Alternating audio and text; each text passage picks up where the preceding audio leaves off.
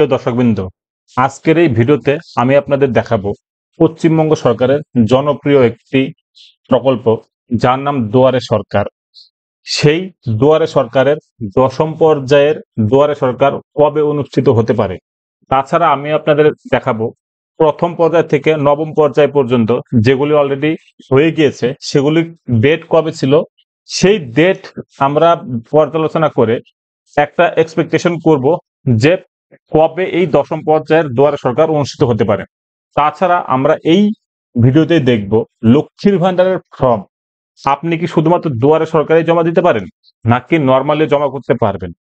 কারণ আপনার নবম পর্যায়ে যে দুয়ারে সরকার হয়েছে সেখানে হয়তো আপনার বয়স 25 বছর হয়নি, তার জন্য আপনি লক্ষ্মীর ভান্ডারের ফর্ম জমা করতে পারেননি। কিন্তু নবম পর্যায়ের পরেই হয়তো আপনার বছর 25 বছর হয়েছে, সেই ক্ষেত্রে আপনি কোথায় তাহলে জমা দিবেন, নাকি আপনি পরবর্তী দুয়ারে সরকার যেটা দশম পর্যায়ের হবে তার জন্য ওয়েট করবেন, সেটা নিয়ে আজকের এই ভিডিও। তো ভিডিওতে প্রথম থেকে লাস্ট পর্যন্ত দেখবেন, কারণ ভিডিওটি খুবই গুরুত্বপূর্ণ হতে যাচ্ছে। যদি ভালো লাগে লাইক কমেন্ট শেয়ার অবশ্যই করতে ভুলবেন না। তো চলুন দেখে নিই। প্রথমে আমরা প্রথম থেকে নবম পর্যায়ে যে দুয়ারে সরকার হয়েছে সেটার ডেট গুলো একবার দেখে নিই। আমরা জানি ফার্স্ট ফেজ যেটা অর্থাৎ প্রথম পর্যায়ে যে দুয়ারে সরকার হয়েছিল সেটা হয়েছিল ডিসেম্বরের 1 তারিখে 2020 সালে, যেটা শুরু হয়েছিল এবং শেষ হয়েছিল 8ই ফেব্রুয়ারি 2021 সাল, যেখানে প্রায় 32,830টি ক্যাম্প হয়েছিল সারা পশ্চিমবঙ্গ জুড়ে, এবং যেখানে প্রায় 2,75,00,000 বেনিফিশিয়ারি এই প্রকল্পে আবেদন করেছিলেন এবং তারা বেনিফিটেড হয়েছে। এর পরবর্তীতে দ্বিতীয় পর্যায়ের দুয়ারে সরকার অনুষ্ঠিত হয়, যেটা সেকেন্ড ফেজ, যেখানে 2021 সালের 16ই আগস্ট এটি শুরু হয়েছিল এবং সেপ্টেম্বরের 15 তারিখ পর্যন্ত এটি চলেছিল, যেখানে প্রায় 1,04,412টি ক্যাম্প অনুষ্ঠিত হয়েছিল। এখানে প্রায় 3,69,00,000 বেনিফিশিয়ারি এই দুয়ারে সরকার ক্যাম্পে গিয়ে তারা অ্যাপ্লিকেশন করেছিলেন। থার্ড পর্যায়ের যে দুয়ারে সরকার অনুষ্ঠিত হয়েছিল সেখানে শুরু হয়েছিল 2021 সালে 1 নভেম্বর এবং শেষ হয়েছিল ডিসেম্বরের 1 তারিখ 2021। এখানে ক্যাম্প হয়েছিল প্রায় 79,464টি, যেখানে প্রায় 1 কোটি লোক বেনিফিটেড হয়েছিল এই দুয়ারে সরকারের ফলে। এর পরবর্তীতে যখন চতুর্থ পর্যায়ের দুয়ারে সরকার অনুষ্ঠিত হয় সেখানে শুরু হয়েছিল 2022 সালের আগস্ট মাসের 16 তারিখ থেকে, যেটা 15 সেপ্টেম্বর 2022 পর্যন্ত হয়েছিল, যেখানে প্রায় 72,827টি ক্যাম্প অনুষ্ঠিত হয়েছিল, যেখানে প্রায় 63,95,000 মানুষ এই দুয়ারে সরকার ক্যাম্পে পার্টিসিপেন্ট ছিলেন।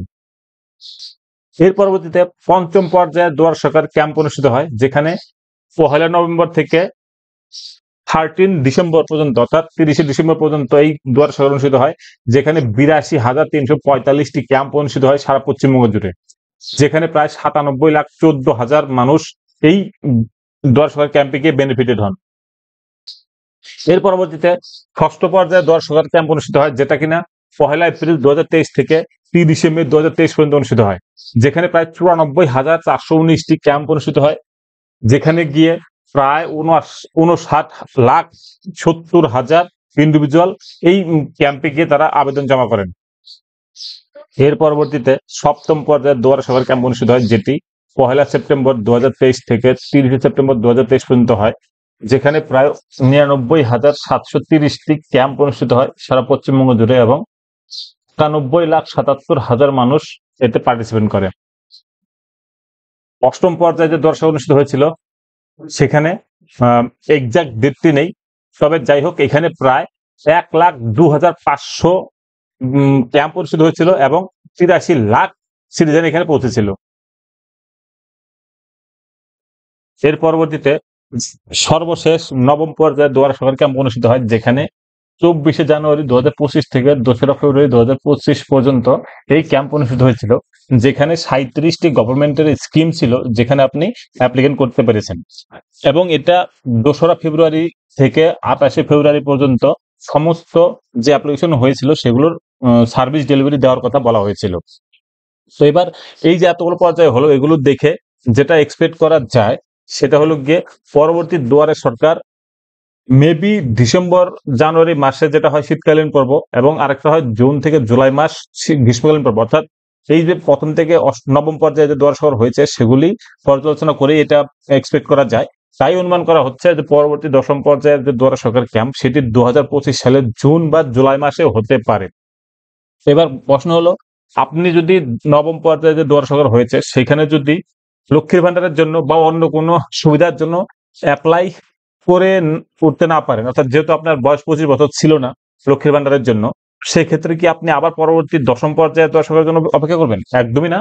আপনি অবশ্যই গ্রাম পঞ্চায়েত প্রশাসন সমস্ত জায়গায় গিয়ে যোগাযোগ করবেন এবং এই আপডেট পাওয়ার জন্য, অর্থাৎ দুয়ারে সরকারের পরবর্তী আপডেট পাওয়ার জন্য ওয়েবসাইট যেরকম দেখতে পারেন সেরকমই গ্রাম পঞ্চায়েত, বিডিও অফিস, পৌরসভা সবকিছু, অথবা সংবাদপত্র বা টিভি চ্যানেলেও আপডেট রাখতে পারেন।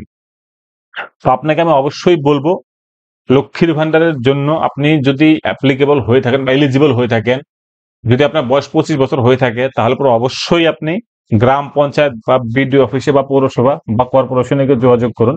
সেখান থেকে লক্ষ্মী ভান্ডারের যে ফর্ম আছে সেটা নিন, নিয়ে যাবতীয় ডকুমেন্ট দিয়ে আপনি গ্রাম পঞ্চায়েত বা বিডিও অফিসে যেখানে তারা বলবেন সেখানে জমা করে দিন।